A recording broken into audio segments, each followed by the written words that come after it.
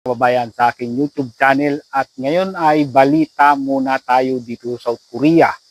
Napabalita nga dito at may mga gumagawa na nito dito.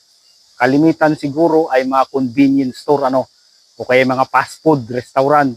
At dito nga ngayon ay inumpisahan na yung pagpapatupad o may mga ibang gumagamit na ng tawag dito facial recognition technology. Ibig sabihin wala kang cellphone, wala kang card, ay pwede mong gamitin pangbayad yung mukha mo lang. At makikita nyo dyan sa picture na yan, na parang yan ay nasa convenience store. At basahin natin. Facial recognition technology once used primarily for identification in Korea, identity verification in Korea, such as unlocking its smartphone or clearing airport immigration, is now making inroads into the payment sector, industry official said Sunday. Yan, nakalagay dyan sa baba, no card, no phone, just you, pay by face, expand in Korea. Yan. Ibig sabihin, kahit makalimutan mo yung ATM mo, makalimutan mo yung cellphone mo, makalimutan yung pera, sabagay wala na halos gumagamit dito ng cash. Puro ATM na, puro mga card na, puro mga yung credit card at wala na halos gumagamit dito ng cash. Nakalagay nga dyan na kung dati nagagamit lang ang muka sa pag-unlock ng smartphone o kaya sa immigration, ngayon ay pwede nang gawing pangbayad yung mukha mo lang talaga. At talaga kasi napakabilis ng teknolohiya dito sa South Korea.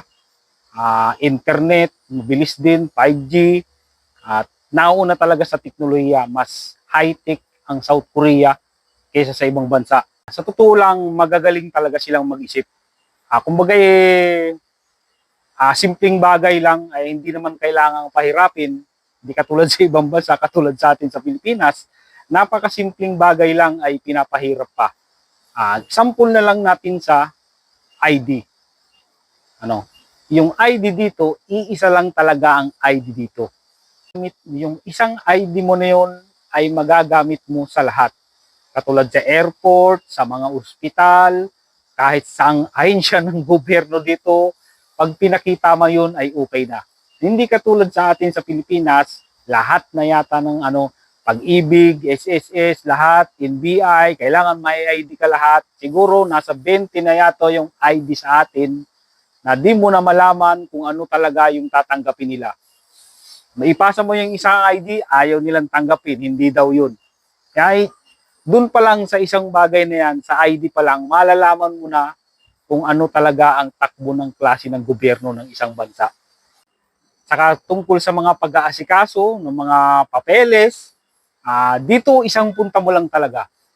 Katulad ng pagpaprocess ng benefits, pagpauwi na, pagpaprocess ng benefits, pagkuha ng panibagong contract, isang lakad lang yan, tapos na.